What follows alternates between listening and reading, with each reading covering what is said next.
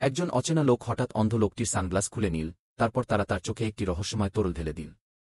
পরের সেকেন্ডেই অন্ধ লোকটি অলৌকিকভাবে তার দৃষ্টিশক্তি ফিরে পেল। সে তার স্ত্রীকে জানাতে তর্সেই ছিল না, কিন্তু সে দেখল তার স্ত্রী এক বন্ধুকে জড়িয়ে ধরে আছে। সে দ্রুত আবার সানগ্লাসটি পরে নিল। পরের দিন স্ত্রী একজন ডাক্তারকে ঘুষ দিল। সে চেয়েছিল ডাক্তার যেন তার স্বামীকে বলেন যে চিকিৎসার জন্য তাকে একটি পরিচর্যা কেন্দ্রে কেয়ার ফ্যাসিলিটি থাকতে হবে। তবে ডাক্তার আবিষ্কার করলেন লোকটির দৃষ্টিশক্তি ফিরে এসেছে। লোকটি ডাক্তারকে পর্দা সরাতে ইঙ্গিত করলেন। ডাক্তার সঙ্গে সঙ্গে সব বুঝতে পারলেন। বাড়ি ফেরার পর স্ত্রী একজন উকিলকে নিয়ে এলেন। সে গোপনে উকিলের হাতে কিছু টাকা তুলে দিল। সে তার স্বামীর সমস্ত সম্পত্তি হস্তান্তর করতে চেয়েছিল, কিন্তু সে তার স্বামীর কাছে মিথ্যা বলেছিল যে পরিচর্যা কেন্দ্র থেকে ভর্তি প্রক্রিয়া সম্পন্ন করতে একজন লোক এসেছে। লোকটি তখন নথিপত্রগুলোতে স্বাক্ষর করল, কিন্তু পরের সেকেন্ডেই সে সরাসরি তার সানগ্লাস খুলে ফেল। স্ত্রী সম্পূর্ণরূপে হতবাক হয়ে গেল। সে জানতে চাইল কেন সে সত্য গোপন করেছে। লোকটি বলল যে তার প্রমাণ সংগ্রহ করার জন্য সময় প্রয়োজন ছিল।